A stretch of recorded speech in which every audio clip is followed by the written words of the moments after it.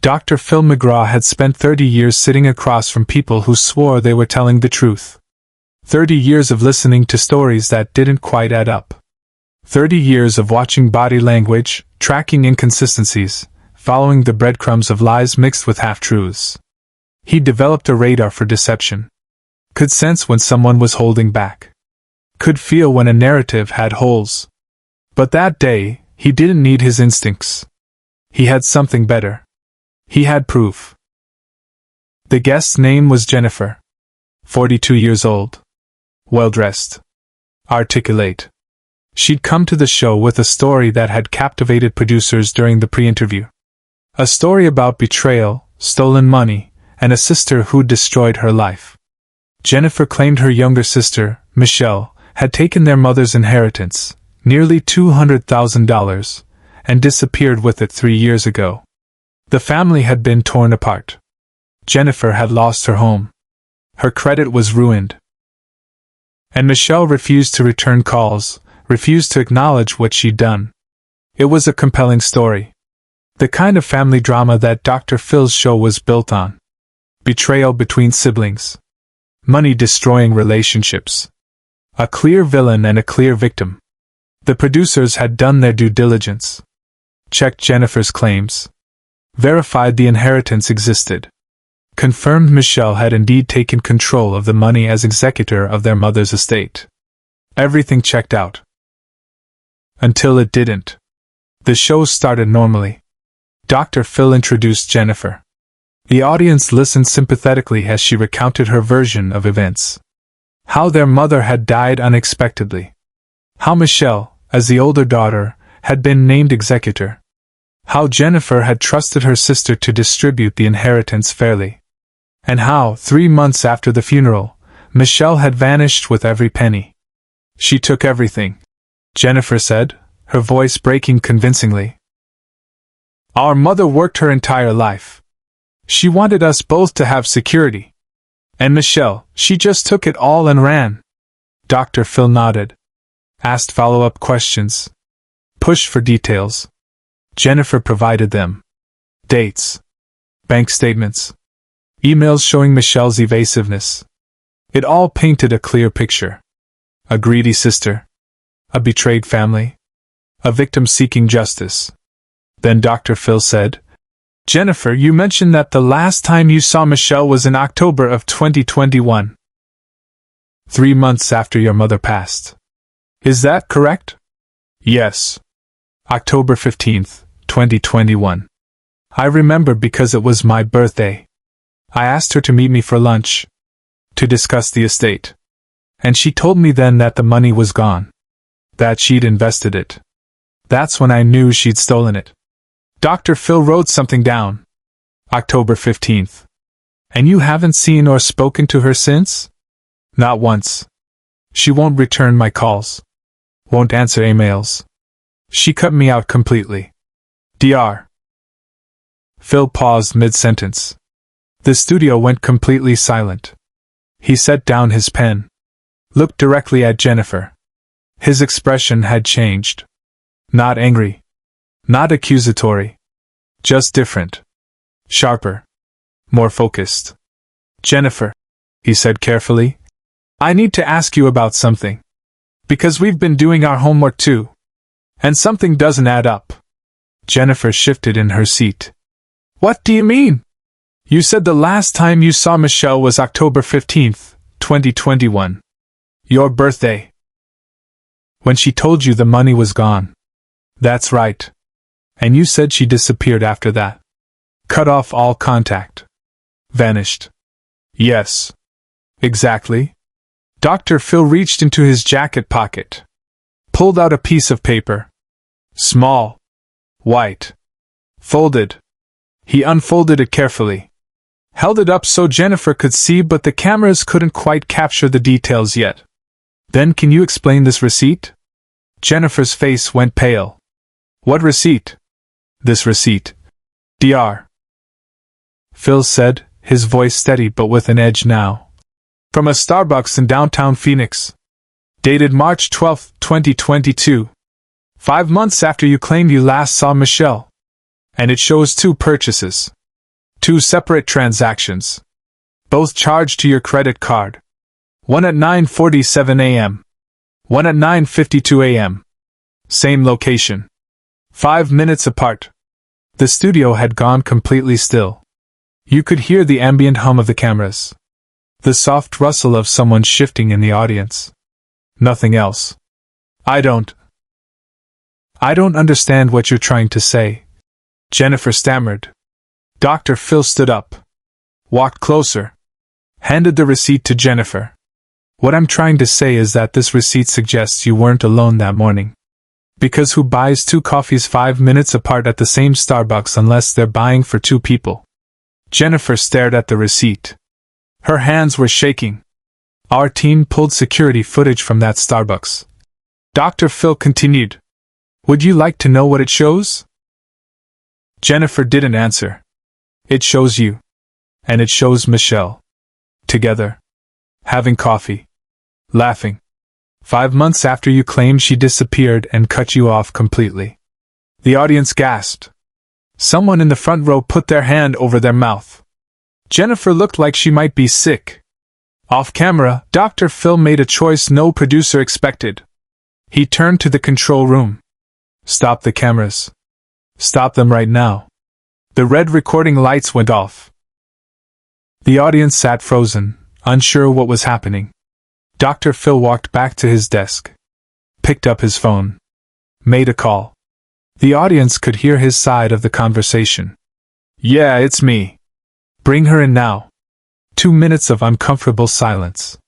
Jennifer sat in her chair, staring at the receipt in her trembling hands. Dr. Phil stood by his desk, arms crossed, waiting. The studio crew exchanged confused glances. This wasn't in the script. This wasn't how these shows went.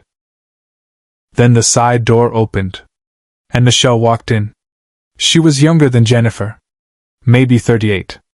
She looked nervous but not surprised. Like she'd been expecting this. She walked onto the stage and stood there, looking at her sister. Michelle, Dr. Phil said. Thank you for coming. I know this wasn't easy. Michelle nodded. Didn't sit. Just stood there. Dr. Phil looked at Jennifer. You want to tell me what's really going on? Or should I? Jennifer's facade crumbled. The confident victim persona dissolved. She started crying. Not the performative tears from earlier. Real ugly crying. The kind that comes from being caught. I didn't know what else to do, Jennifer whispered. Start from the beginning, Dr. Phil said. Not unkindly. But firmly. The truth this time. And Jennifer did. The real story tumbled out. How there had been an inheritance. How Michelle had been executor. But how the money hadn't been stolen. How Jennifer had begged Michelle for advances on her share. How she'd burned through her portion in 18 months. Gambling. Bad investments. Trying to flip houses with money she didn't understand how to manage. How when the money was gone, Jennifer had been too ashamed to admit what she'd done. Too proud to tell her family she'd squandered her mother's legacy. So she'd created a different story. A story where she was the victim. Where Michelle was the villain. Where the destruction of her life wasn't her fault. We've been meeting, Jennifer admitted. Every few weeks. Michelle's been trying to help me. Trying to get me into financial counseling. But I couldn't. I couldn't face it. Couldn't admit to everyone what I'd done. So I kept the lie going. And it got bigger and bigger until I didn't know how to stop it. Michelle spoke for the first time. Her voice was quiet but steady. I never stole anything. I gave her exactly what Mom wanted her to have. I watched her destroy it in less than 2 years. And then I watched her destroy me in the process. Telling everyone I was a thief. Telling everyone I'd abandoned the family. Do you know what that's like?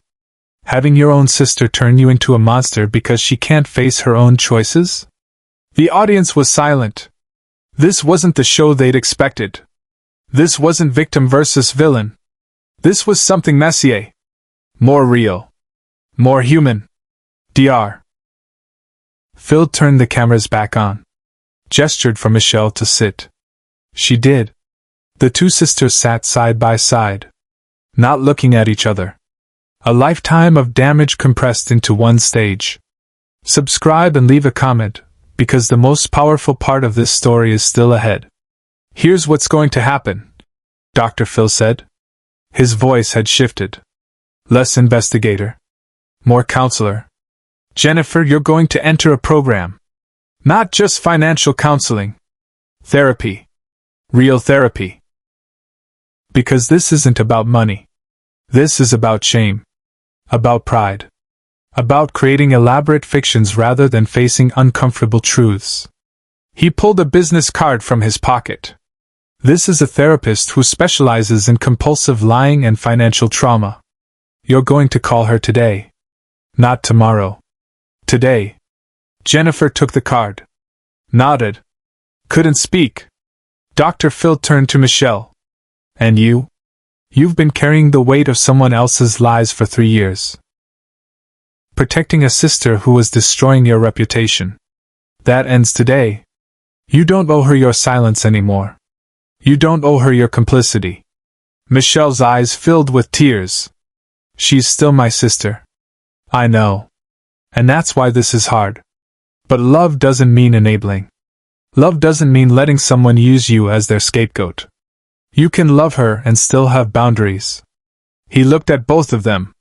You too have a choice. You can keep this cycle going. Jennifer lies. Michelle covers. The family fractures further. Or you can start doing the hard work of rebuilding. Not the relationship you had. That's gone. But maybe something new. Something honest. The sisters sat in silence. Finally, Jennifer turned to Michelle. I'm sorry, she whispered. I'm so sorry.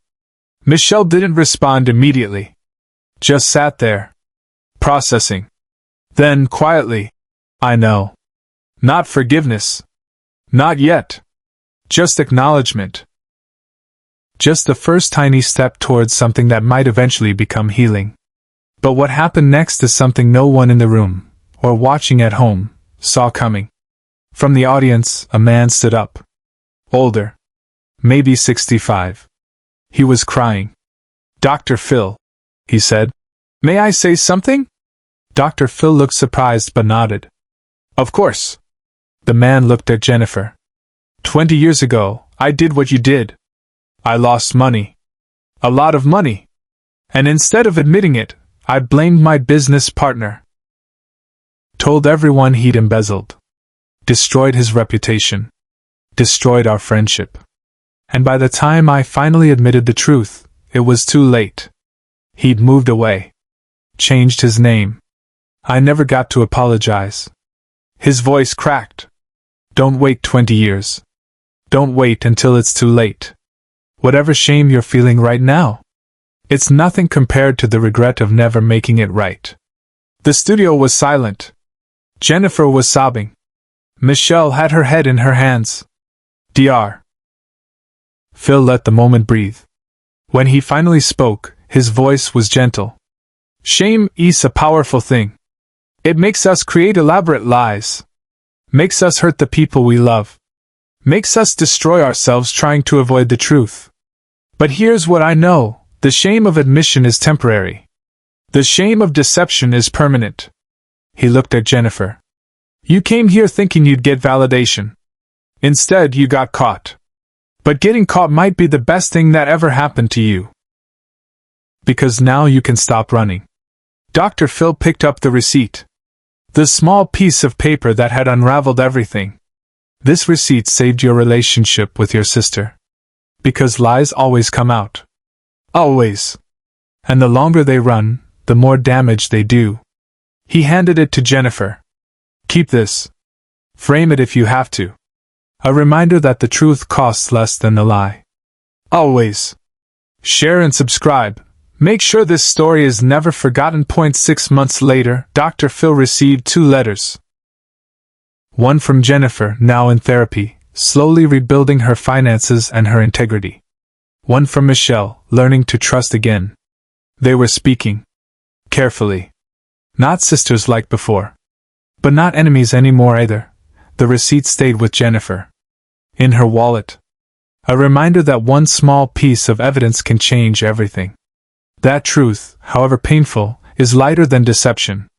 That the hardest conversations are often the ones that set you free. Dr. Phil kept a copy too. In his office.